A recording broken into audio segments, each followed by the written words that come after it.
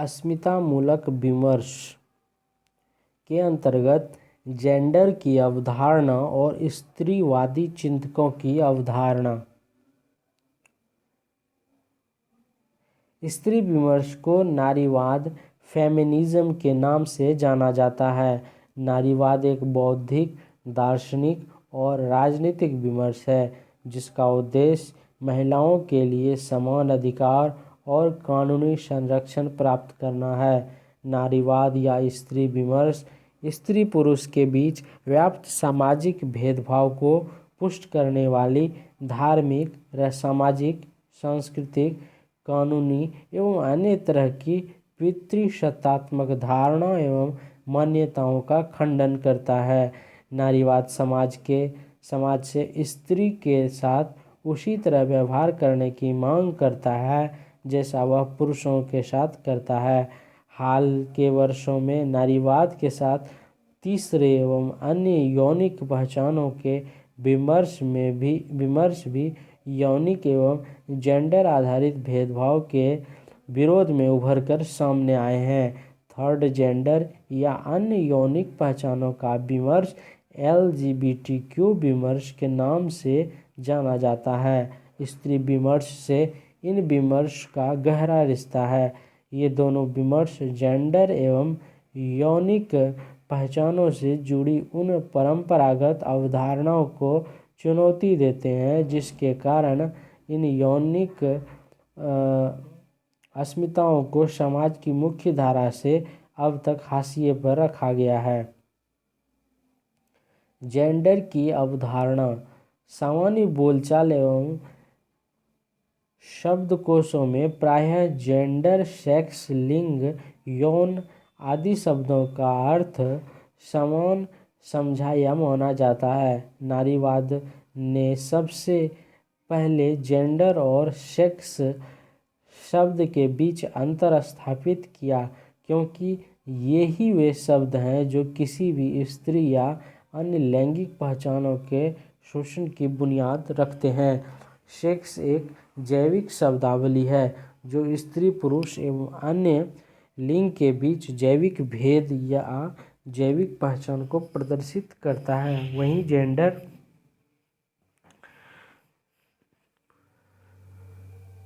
Sex के लिए हम इसके हिंदी अनुवाद के रूप में यौन एवं लिंग शब्दों का प्रयोग करेंगे। जेंडर बिल्कुल भिन्न अर्थ रखता है। इस कारण हम उसके लिए जेंडर शब्द का ही प्रयोग करेंगे। इसका संबंध शारीरिक गठन से है, जैसे पुरुषों के शरीर पर दाढ़ी, मूछ आदि का होना स्त्रियों के शरीर पर अपेक्षाकृत कम बालों का होना इत्यादि है।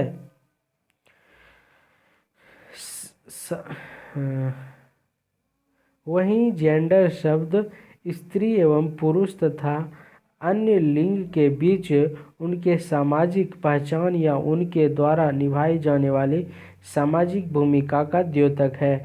जेंडर शब्द इस बात की ओर इशारा करता है कि जैविक भेद के अतिरिक्त स्त्री पुरुष के बीच जितने भी भेद हैं वे प्राकृतिक न होकर समाज द्वारा निर्मित हैं, और अगर ये समाज द्वारा निर्मित भेद है तो इन भेदों को भी दूर किया जा सकता है। तात्पर्य यह है कि जेंडर का सीधा सामाजिकरण की प्रक्रिया से है। सामाजिकरण का संबंध उन सामाजिक अभ्यासों से है जिसके द्वारा किसी जैविक प्राणी को सामाजिक प्राणी बनाया जाता है। सामाजिकरण के द्वारा ही मनुष्य समाज के विभिन्न रीति रिवाजों, व्यवहारों और गतिविधियों को सीखता है तथा आत्मसात करता है और एक जैविक प्राणी से सामाजिक प्राणी के रूप में परिणत होता है। सीखने की यह प्रक्रिया समाज के नियमों के अधीन होती है और किसी भी मनुष्य के बचपन से शुरू हो जाती है।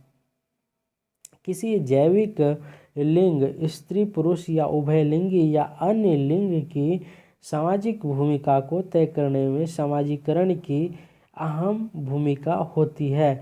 सामाजिकरण द्वारा ही तय होता है कि स्त्री या पुरुष या अन्य जैविक लिंगों को समाज में कैसी भूमिका निभानी है।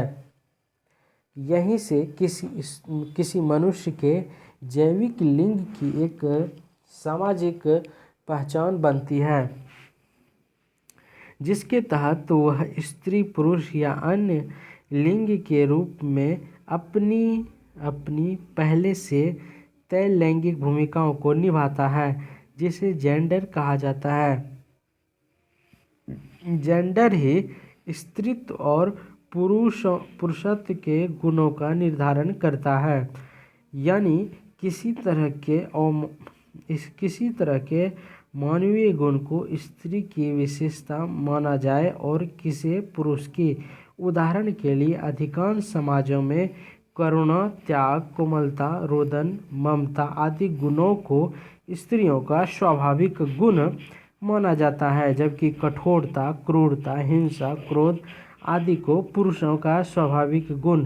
तात्पर्य यह है कि जेंडर का संबंध एक और पहचान से है, दूसरी ओर सामाजिक विकास की प्रक्रिया के तहत स्त्री पुरुष की भूमिका से, जहां मनुष्य और मनुष्य के बीच अंतर किया गया और एक स्त्री और दूसरे को पुरुष कहा गया।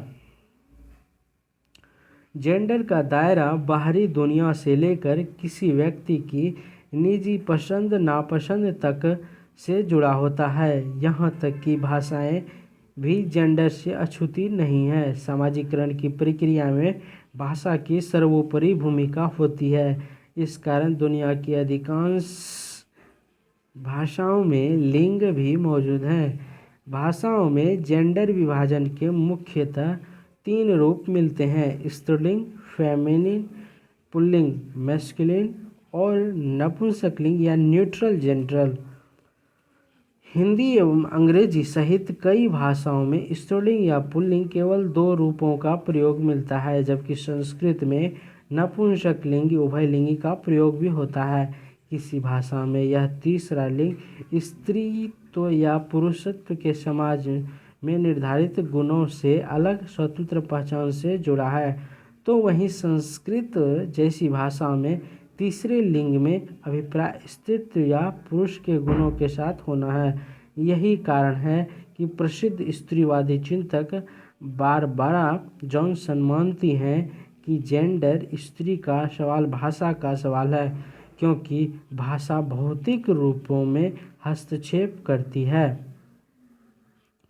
अतः जेंडर संबंधी अस्मिता, जेंडर आइडेंटिटी का सीधा संबंध किसी व्यक्ति द्वारा समाज में उसके लैंगिक व्यवहारों की अभिव्यक्ति, जेंडर एक्सप्रेशन एवं उसके लैंगिक भूमिकाओं, जेंडर रोल से होता है। यही कारण है कि हर दौर के स्त्रीवादी चिंतकों की यह ठोस अवधारणा है कि स्त्री पैदा नहीं होती, बनाई जाती है।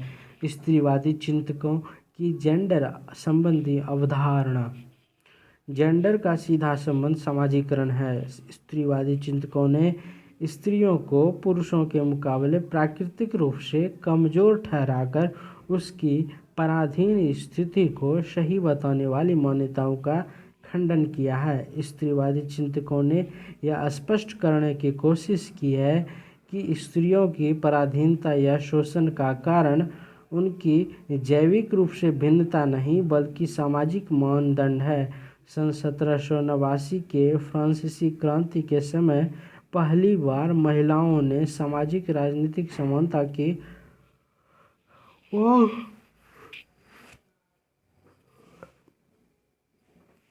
सन 1789 के फ्रांसीसी क्रांति के समय पहली बार महिलाओं के लिए सामाजिक राजनीतिक समानता की मांग उठी।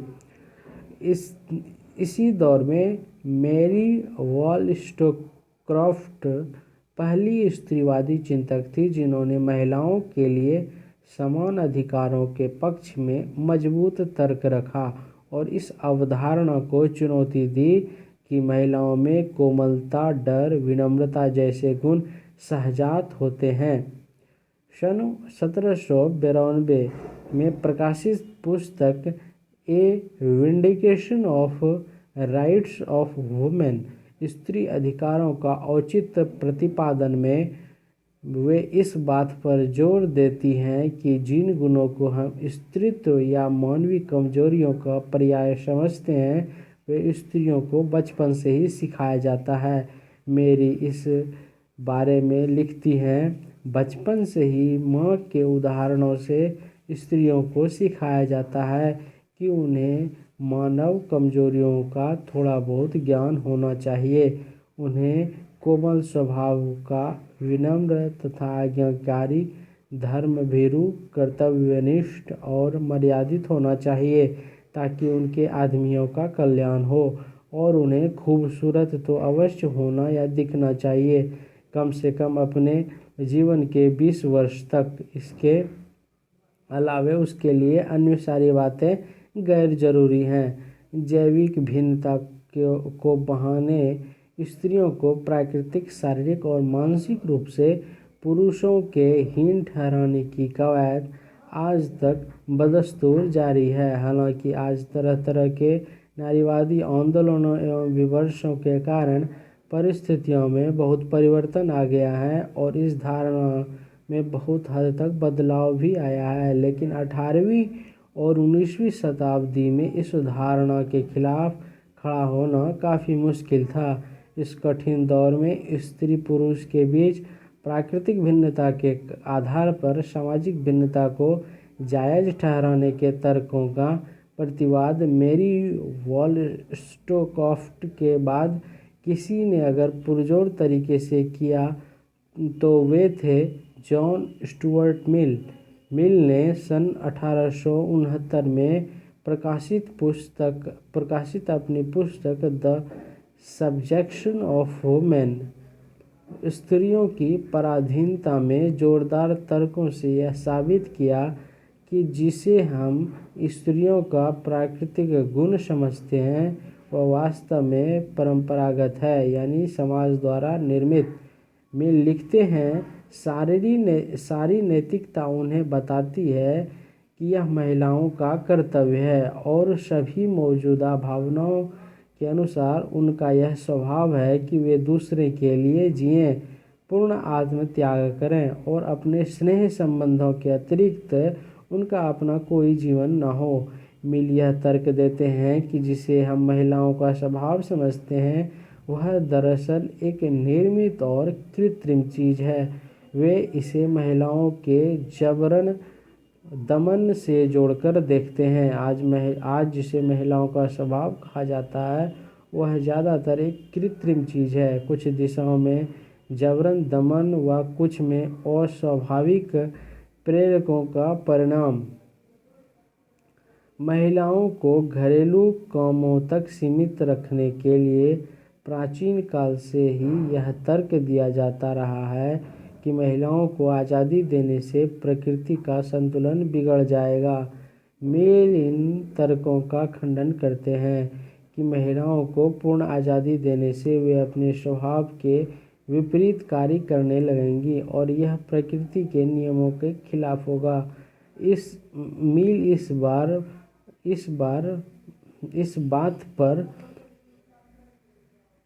पर जोर देते हैं कि महिलाओं को पूर्ण स्वतंत्रता देने से वे वह काम नहीं करने लग जाएंगी जो उनके प्रकृति प्रदत्त स्वभाव के विपरीत है। मिल का तर्क है, एक बात तो हम निश्चित तौर पर कह सकते हैं कि जो करना स्त्री स्वभाव के प्रतिकूल है, यदि उन्हें पूरी आज़ादी दे दी भी जाए तो भी वे काम नहीं करेंगी।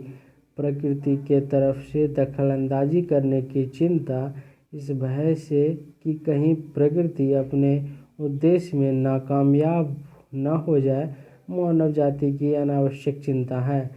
महिलाएं जो काम स्वभावतः नहीं कर सकती उस काम से उन्हें वर्जित करना एकदम अनावश्यक है। मिल के तर्कों का सार यह है कि महिलाओं को सब कुछ करने की पूर्ण आज़ादी होनी चाहिए।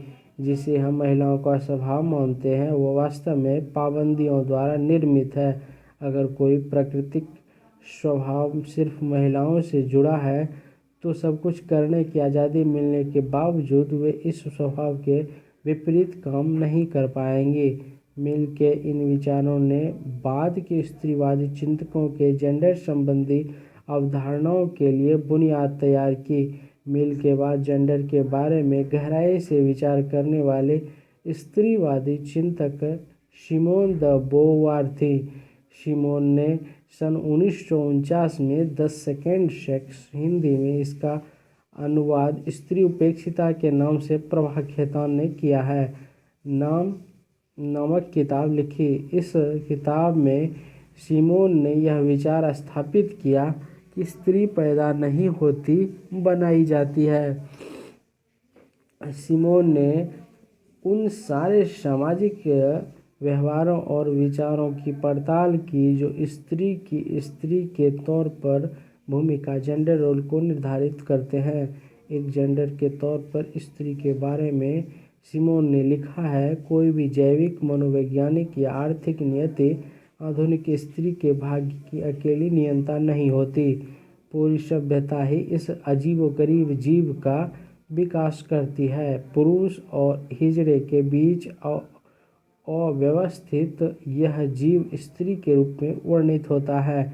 सिमोन इस बात पर जोर देती हैं कि एक स्त्री जिस रूप में अपना व्यवहार करती है, उसके लिए कोई एक तत्व को जिम्मेदार नहीं ठहराया जा सकता। पूरी सभ्यता ही स्त्री को निर्मित करती है। यही नहीं, वह स्त्री के हर पक्ष, यहाँ तक कि उसके स्वभाव और इच्छाओं, आकांक्षाओं को भी तय करती है। सिमोन का इस बात पर बल देती हैं कि मानव सभ्यता स्त्री को एक समुदाय के तौर पर यह सोचने समझने का अवकाश ही नहीं देती कि वह समाज में सर्वोपरि स्थान प्राप्त कर सकती है। इस बारे में सिमोन ने लिखा है, स्त्री का स्वभाव, विश्वास, मान्यताएं, नैतिकता, रुचि और व्यवहार का विमोचन उसकी स्थिति द्वारा होता है। चूँकि वह जानती है कि वह सर्वोपरि स्थान नहीं प्राप्त कर सकती, इसीलिए वह वीरता, विद्रोह, सृजन और कल्पना के ऊंचे आदर्शों से अलग रहती है।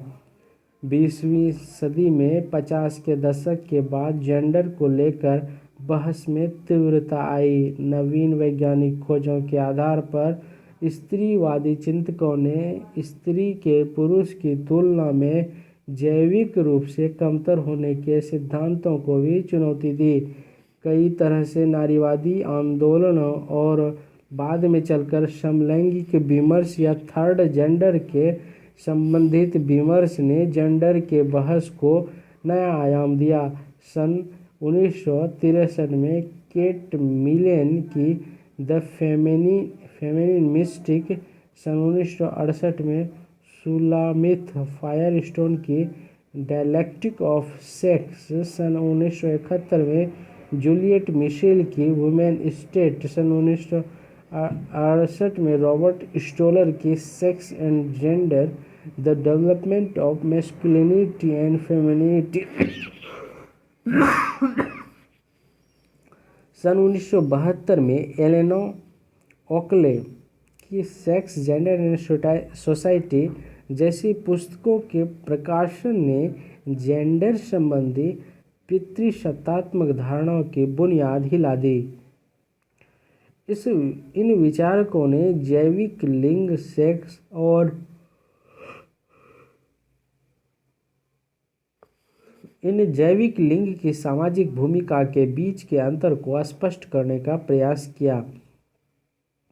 सेक्स और जेंडर के बीच के अंतर के बारे में स्टोलर ने जेंडर का अर्थ प्रकृति से न मानकर मनोवैज्ञानिक व सांस्कृतिक संदर्भों से जोड़कर देखा और कहा कि सेक्स का संबंध स्त्री और पुरुष से है, जो जेंडर का संबंध स्त्रीत्व व पुरुषत्व से है।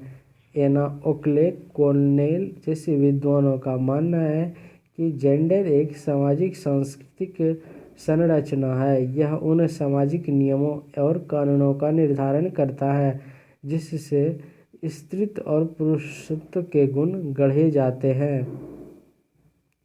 नवीन जीव विज्ञान के शोधों के आधार पर पिछले कुछ दशकों से नारीवादी आंदोलनों के भीतर से यह तर्क उभर कर सामने आ रहा है कि सिर्फ जेंडर ही नहीं बल्कि सेक्स भी सामाजिक वातावरण से निर्धारित होता है। लिंडा बिर्के, एलिसन जैगर, निवेदिता मेनन जैसी नारीवादी विचारकों का मानना है कि सिर्फ जेंडर ही नहीं बल्कि सेक्स भी समाज द्वारा संचालित और निर्धारित होता है। इसके लिए नारीवादी चिंतकों ने जीव विज्ञान के आधुनिक शोधों का सहारा लिया। लिंडा बिर्के सन 1986 में प्रकाशित पुस्तक women, feminism and biology, the feminist challenges में लिखती हैं, सेक्स और जेंडर दोनों में से कोई भी स्थिर नहीं है। जिस प्रकार मानव शरीर अपने आसपास के सामाजिक वातावरण के अनुकूल परिवर्तित होता रहता है, उसी प्रकार सेक्स और जेंडर भी। लिंडा के ही मत को विस्तारित करते हुए एलिसन जैगर सेक्स और जेंडर के संदर्भ में लिखती हैं, इंसान का हाथ श्रम का औजार ही नहीं श्रम की उपज भी है। अर्थात मानवीय हस्तक्षेप बाहरी वातावरण को परिवर्तित करता है और साथ ही बाहरी वातावरण में होने वाले परिवर्तनों से मानव शरीर में परिवर्तन और उसका स्वरूप निर्धारित होता है। इस तरह निवेदिता मेनन भी अपनी पुस्तक सीइंग लाइक ए फेमिनिस्ट यह बताती हैं कि मानव प्रकृति में सिर्फ सेक्स को निर्धारित करने वाले डबल एक्स महिला और एक्स वाई पुरुष गुणसूत्रों के अतिरिक्त सेक्स का निर्धारण करने वाले अन्य गुणसूत्रों के युग्म भी मिलते हैं। अतः यह आवश्यक नहीं है कि ये गुणसूत्र किसी भी यौनिकता या यौन जीवन का निर्धारण करें। यानी सेक्स और जेंडर दोनों ही सामाजिक नियमों से निरपेक्ष या अपरिवर्तनीय नहीं है, बल्कि एलिसन, लिंडा और निवेदिता आदि नारीवादी विचारकों के अनुसार कहा जाए तो यह दोनों परिवर्तनीय हैं। मतलब सामाजिक वातावरण में बदलाव से जेंडर और सेक्स दोनों को भूमिका और गुणों में बदलाव लाया जा सकता है और सेक्स को भी जेंडर की तरह ही जैविकता नहीं बल्कि सामाजिकरण की प्रक्रिया के रूप में देखा जा सकता है। हंस में प्रकाशित अपने आलेख सबल स्त्री का शास्त्र में अशोक झा ने भी नैताली इंजीनियर, डियाल हेंस, हेलन फिशर आदि के पुस्तकों के माध्यम से यह बताया है कि जीव विज्ञान के दृष्टिकोण से स्त्रियां पुरुष से शारीरिक रूप से कमजोर या हीन नहीं है, बल्कि कई मामलों में वे पुरुषों से अधिक मजबूत। महिलाओं और पुरुषों के बीच जो शारीरिक अंतर है वह अंतर सिर्फ अंतर भर है। हेल्स ने इस बारे में लिखती है, स्त्री एवं पुरुष के बीच जो अंतर है वास्तव में अंतर भर है, ना कि किसी तरह की गड़बड़ी या क्षति या बीमारी का कोई संकेत। महिलाएं अन्य नहीं बल्कि एक अलग लिंग है। संक्षेप में सेक्स और जेंडर संबंधी बहस किसी भी नारीवादी आंदोलन का मुख्य बहस रहा है। महिलाओं को उनके अधिकारों से वंचित रखने के लिए सदियों से यह तर्क दिया जा रहा है कि प्राकृतिक रूप से वे पुरुषहीन सेक्स हैं और उन्हें कुछ प्रकृति प्रदत्त गुण प्राप्त हैं। पुरुषों के गुण सामाजिक जीवन के अनुकूल हैं तो महिलाओं के गुण घरेलू जीवन के। नारीवादियों ने इसी परंपरागत सोच को जेंडर और सेक्स बहस की चुनौती दी है। जेंडर और सेक्स संबंधी प्रश्न हल तो नहीं हो गए हैं, लेकिन विभिन्न नारीवादी आंदोलनों के कारण आधुनिक युग में महिलाओं की सामाजिक भूमिका बढ़ी है। हर क्षेत्र में महिलाओं ने कामयाबी हासिल करके यह बता दिया है कि उन सभी कार्यों को कर सकती हैं जो पुरुष कर सकते हैं।